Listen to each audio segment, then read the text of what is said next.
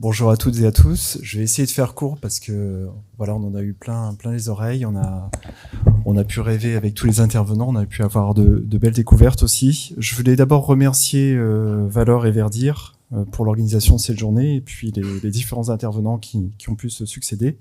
Je remercie également Edith Vallée et Véronique Brun pour leur sollicitation pour ce rapport d'étonnement. Juste un petit mot sur la Fédération française du paysage, pour resituer pour ceux qui ne connaissent pas. C'est une association nationale qui représente les paysagistes concepteurs pour la plupart, avec une diversité des pratiques, et ça j'insiste là-dessus, c'est-à-dire que c'est pas uniquement des maîtres d'œuvre qui conçoivent dans des bureaux d'études, c'est aussi des maîtres d'ouvrage, des personnes qui travaillent en programmation, et qui accompagnent aussi une diversité de pratiques et d'échelles en France, mais aussi à l'international. La mission de la FFP, c'est de fédérer, promouvoir un métier d'avenir, on le voit bien aujourd'hui avec le changement climatique, mais pas que, et d'être ambassadrice de la profession. On regroupe à peu près 700 paysagistes concepteurs sur 3675 en France, donc on est quand même loin du compte. On a de nombreux échanges avec des partenaires de l'interprofession, bien entendu, avec des institutions, des organisations culturelles, pour promouvoir nos métiers, mais pas que, promouvoir le paysage d'une manière générale. Et concrètement, on organise un certain nombre de visites, de débats, on organise aussi le palmarès des paysages, des expériences de paysage, qui sont un outil très intéressant que je vous invite à suivre sur la chaîne YouTube notamment, où vous pouvez voir des paysagistes concepteurs de renom qui expliquent à la fois leur projet, mais aussi la démarche de projet, qui est aussi importante que les projets eux-mêmes. Et puis on organise notamment cette année en 2025, on a organisé un moment très important pour nous qui était l'IFLA, qui permettait d'avoir un échange avec des praticiens du monde entier liés au changement climatique, comment on s'organise dans les autres pays pour faire face à ces changements et valoriser nos paysages existants et en devenir. Et donc c'était vraiment riche en enseignements, puisqu'on a pu travailler avec des conférences, des débats, des visites de projets sur Nantes, on en revient à Nantes, et puis des visites également sur d'autres sites du Grand Ouest. Voilà, je fais rapide pour cette petite présentation, avec un certain nombre d'outils de communication que vous pouvez voir, notamment le site internet de la FFP Grand Ouest. Alors je ferme cette parenthèse FFP pour vous parler un peu de cette journée d'échange qui pour moi était dans un premier temps sur le signe de l'acculturation. Et dans ces temps d'incertitude et de tensions multiples, c'est essentiel de pouvoir échanger sur nos pratiques. Donc on a parlé de changement climatique, mais il y a aussi le changement politique. Il y a la raréfaction des ressources, ou le trop de ressources, parfois trop d'eau, et la convoitise multiple sur des territoires. La fragilisation économique et la perte de confiance sociétale aussi qu'on peut avoir. Donc ça fait quand même des choses un peu lourdes à gérer et à absorber pour pouvoir après intervenir. Et la difficulté que je vois aussi dans les échanges qu'on a pu avoir, c'est l'incertitude sur le long terme de définir une palette végétale adaptée. Et nous, en tant qu'architectes paysagistes, effectivement, il ne faut pas qu'on travaille de manière isolée, ce qu'on a peut-être trop fait à un moment donné, pour définir cette palette. On a une responsabilité qui est collective, ça c'est revenu aussi souvent. Et je pense qu'on a aussi le droit au doute, il faut pas hésiter, voilà, on n'est pas forcément tous sachants, et on a le droit aussi de tester les choses, d'expérimenter, et pas forcément d'être sûr de nous. On a vu dans les premières interventions du matin que les sujets sur le sol, sur l'eau, sont essentiels pour la palette végétale. Et cet après-midi, on est un peu plus rentré dans le sujet palette. Voilà, ce que j'en retiens également, c'est le fait de travailler ensemble. Donc, ce que je voudrais maintenant, c'est peut-être balayer chronologiquement, de manière assez rapide, chaque intervention. Moi, ce que j'en retiens, la première intervention de Michel Leborgne, qui nous fait un rappel sur ce qui s'est dit en 2025, sur le fait qu'on peut associer des plantes sauvages et horticoles, et que ça amène de la biodiversité, qu'il faut pas être non plus trop contraignant sur ce sujet des plantes sauvages. Le rôle essentiel des fleurs également, pour la pollinisation, mais pas que. Le travail pour déterminer une liste d'espèces dans une palette végétale. Tu as beaucoup parlé des architectes paysagistes, mais je pense que pas que. Il faut, comme je le disais, il faut pas qu'on travaille uniquement en silo, mais il faut tenir compte aussi des locaux, des personnes qui ont l'expertise d'usage, l'expertise du vivant sur le territoire sur lequel on travaille, puisque chaque cas est vraiment très particulier, ce qui fait la richesse des paysages d'ailleurs. Travailler avec les services aussi qui entretiennent, les producteurs, les entrepreneurs du paysage, les jardiniers d'une manière générale. Tu as évoqué également la qualité des plantes robustes pour un paysage robuste, et ça, je trouvais que la formule était assez intéressante. La question d'innovation aussi possible en s'appuyant sur un savoir-faire botanique, en travaillant sur le déjà là, en anticipant ce que pourrait être le futur. Valoriser également la production territoriale existante. Je pense notamment aux chartes d'achat public local que l'on peut avoir. Je pense à celle de Normandie notamment, qui est très bien faite, qui donne des outils aux concepteurs que nous sommes et aussi aux maîtres d'ouvrage pour aller chercher le végétal, pas forcément en Italie ou en Allemagne, mais plus localement. Tu as évoqué également la responsabilité collective face au changement climatique et le dérèglement, et bien préciser qu'il y aurait d'ACAS, d'où cette idée d'expérimenter et de faire avec ce que l'on sait actuellement avec nos bases de connaissances. Élodie Brelot nous a donné aussi historiquement toute la constitution de l'évacuation des eaux des villes avec le tout tuyau, l'imperméabilisation des sols et progressivement comment on en vient à réduire les îlots de chaleur, soutenir la biodiversité, améliorer le cadre de vie d'une manière générale en retrouvant l'eau à ciel ouvert en fait. Et j'ajouterais peut-être qu'il est important aussi de retrouver un contact avec l'eau. Et ça, je l'ai aperçu dans pas mal de projets qu'on a pu réaliser où en fait, notamment les plus jeunes publics recherchent à pouvoir s'approcher de l'eau, le toucher et que cette matière ne soit pas oubliée, tout comme le sol d'ailleurs.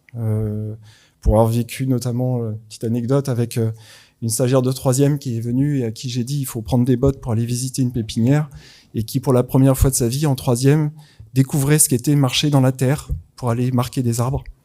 Donc ça en dit long quand même sur le travail qu'il y a mené. Élodie, tu as parlé aussi d'un travail d'équipe avec les contraintes de circulation visible de l'eau et les emprises foncières aussi qu'il faut avoir anticipées. Voilà, tu as parlé également de la ville prend sa douche. J'ai bien aimé cette formule sur le sujet de la pollution qui est un enjeu très fort. Je n'avais pas perçu que c'était une pollution qui se localisait sur les premiers centimètres en fait lorsque débouche cette eau. Et ça, c'est quelque chose qui était très bien amené. Utiliser la capacité des sols et des végétaux pour gérer cette eau et faire confiance aux vivants. Je crois que ça, c'est une belle leçon à retenir également. Frédéric, ça me fait un catalogue, hein, je suis désolé. Tu as évoqué l'eau comme une ressource pour le vivant et en particulier pour les arbres. Moi, j'en ai retenu qu'effectivement, il y avait cette idée de capacité d'infiltration des sols et dimensionnement des projets qui ont un impact sur et par le vivant. Et je fais un petit intermède avec une intervention de Marc-André Sellos qui nous a fait une belle intervention pendant le congrès IFLA dans The Microbial Fabric of Life and Landscape. Il parle de l'analogie du corps humain avec les plantes, avec l'importance de conserver une activité microbienne riche, ce que tu as évoqué, dans un environnement urbain en fait qui se veut de plus en plus aseptisé. Ce qu'on enseigne aussi à nos enfants, c'est de se laver le plus possible. Et en fait, à être trop propre, on perd toute cette activité microbienne, autant sur nous que sur un paysage vivant. Voilà, je ferme la parenthèse. Tu as évoqué également l'adaptation des fosses de plantation à la morphologie du système racinaire. Et effectivement, on a bon nombre de collectivités qui nous demandent des fosses de plantation de 3 mètres par 3 mètres, par 1 mètre 20, voire 1 mètre 50, sans forcément regarder ce que l'on va planter dans ces fosses de plantation, ce qui génère pour nous beaucoup de contraintes, notamment par rapport au réseau, et ça c'est encore un autre sujet, mais parce que le réseau est toujours prépondérant malheureusement par rapport au système racinaire aujourd'hui, j'espère que ça changera. Mais voilà, c'était un sujet qui était intéressant, et la gestion de l'eau fondée sur la nature, qui représente un coût global inférieur à une gestion par le tout tuyau de 10 à 30%. Et donc, économiquement parlant, c'est des choses qui vont parler aux maîtres d'ouvrage s'ils entendent ce message. L'importance du vide dans le sol, également, pour la circulation de l'eau, de l'air et du vivant. Et travailler notamment sur des continuités de la trame brune. Voilà, tu évoquais le mélange terre-pierre notamment sur le sous-sol pour permettre cette vie microbienne et autres en sous-sol. Michael Fayot d'Urbain Sens nous a fait une belle approche sur la responsabilité des maîtrises d'ouvrage publics, sur le fait voilà, qu'il y a certains ouvrages qu'on a conçus comme étant techniquement viables, mais qui n'ont pas forcément de suivi derrière, et anticiper l'idée de contrôle technique du sol en place. J'ai bien aimé cette formulation. Et se former, c'est militer. C'est militer effectivement sur une qualité des sols et sur mieux appréhender les ouvrages qu'on a pu réaliser. Avoir un suivi sur l'origine de l'ouvrage, ses performances et le mode de gestion. Ça revient un peu au sujet du BIM qu'évoquaient tout à l'heure les intervenants. Dans les questions dans la salle, sur l'idée de non-travail du sol pour conserver la biodiversité du sol existant, et je crois que c'est essentiel parce que c'est vrai que parfois on nous demande de venir terrasser sur des grandes prairies très profondément pour pouvoir planter quelques baliveaux. Non, ça n'a aucun sens, il faut s'appuyer sur le vivant, le déjà là.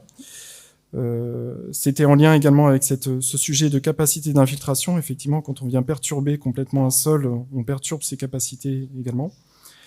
Et puis, je ne connaissais pas ce modèle suisse de SPS du sol, Michael, qui serait apte à sanctionner s'il y a une destruction d'un sol. Je trouve que la démarche plutôt intéressante. J'en viens au docteur Anna-Lena Hahn, qui nous propose de s'inspirer du fonctionnement des paysages dans les steppes arides, notamment pour proposer une palette végétale et une méthodologie de mise en culture sur des toitures terrasses ou sur des projets où on peut trouver un levier de sobriété d'entretien qui est très, très, très intéressant, en travaillant à la fois sur les substrats, et puis sur la palette végétale, qu'elle appelle plutôt maillage végétal. J'ai trouvé l'expression aussi très intéressante, avec cette idée de collaborer étroitement entre écologues et paysagistes pour des communautés vivantes dans ce maillage végétal. Elle a valorisé également la densité de plantation et la diversité de la strate basse et d'offrir une succession de floraisons. Je pense que c'est notamment intéressant d'un point de vue esthétique, mais au-delà, pour les insectes, c'est juste essentiel, puisqu'aujourd'hui, on appauvrit notre palette végétale et on appauvrit aussi les périodes de floraison, ce qui est un problème pour certains insectes. Et puis cette vision un peu 3D qu'Anna a sur les plantes, on n'est effectivement pas sur un plan de plantation ordinaire, on est sur différentes strates et qui se superposent et qui sont vivantes tout au long de l'année, ce qui fait la qualité de ce travail de composition. Et puis la joie du travail de terrain, effectivement, on le fait peut-être pas assez, nous architectes paysagistes, d'aller sur le terrain pendant le chantier et de mettre la main à la pâte et de nous-mêmes, comme jardiniers à la base, venir végétaliser. Voilà, j'ai trouvé sa démarche très à la fois scientifique et poétique, et merci Anna de nous avoir fait partager tes cauchemars aussi et tes projets. Marc Joureau, de l'Union française des semenciers, qui nous a évoqué les bienfaits des strates basses, là aussi, pour générer de la variété, mais aussi diminuer au maximum l'entretien et la rapidité d'installation. Et j'en reviens également au temps long du projet et du chantier, qui n'est pas forcément le temps politique. Et c'est vrai que là, ces derniers mois, on a eu cette demande pour les élections municipales de travailler de manière le plus efficacement possible à la mise en place de sols qui permettent à la fois d'être végétalisés le plus possible rapidement, mais également d'être support d'usage. Une expérience sur ce sujet sur l'esplanade Cœur de Maine à Angers, où il fallait un beau gazon très rapidement pour accueillir notamment les accroche-cœurs et d'autres activités. C'était pas une mince affaire. Tu as évoqué également les couvre-sols temporaires avec cette idée un peu d'urbanisme tactique qui était assez intéressante. Je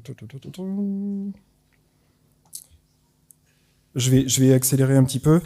J'en viens à Francesco Ferrini, qui nous a proposé effectivement cette importance de recherche pour un scénario social et environnemental lié au changement climatique, avec en s'appuyant le plus possible sur les pépinières, décloisonner un peu le travail, notamment des architectes paysagistes, avec l'intermédiaire de l'entreprise qui est essentiel, mais aller aussi le plus possible dans les pépinières pour expliquer les choix de conception qui sont faits pour que le pépiniériste, lorsqu'il reçoit sa commande, soit pas juste une commande d'un arbre, un QRQ silex en 18-20, ça lui parle, mais s'il sait où il va s'implanter et les ambitions du projet végétal, il sera d'autant plus informé et pourra proposer, voire d'autres solutions. Il a évoqué également les choix tactiques et les solutions d'urgence que l'on peut avoir. Et ce que j'ai bien aimé aussi, cette idée de de venir planter avant de créer les surfaces minérales. C'est vrai que c'est souvent l'inverse que l'on réalise sur les chantiers, il faut être bien honnête. Et donc, il y a cette idée de travailler aussi sur la résilience dans la diversité génétique et la polyculture.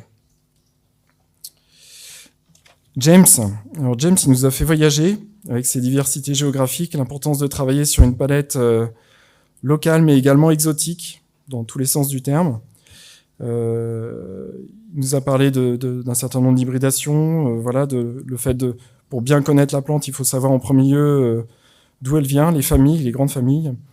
Et il nous a dit qu'un paysagiste sans un bon pépiniériste n'est pas grand-chose, et je pense qu'il a vraiment raison. Et moi, j'ai bien apprécié sa zénitude, en tout cas. Ça m'a donné envie je pense que ça vient du fait qu'il travaille dans un cimetière-parc, hein, ça doit être lié.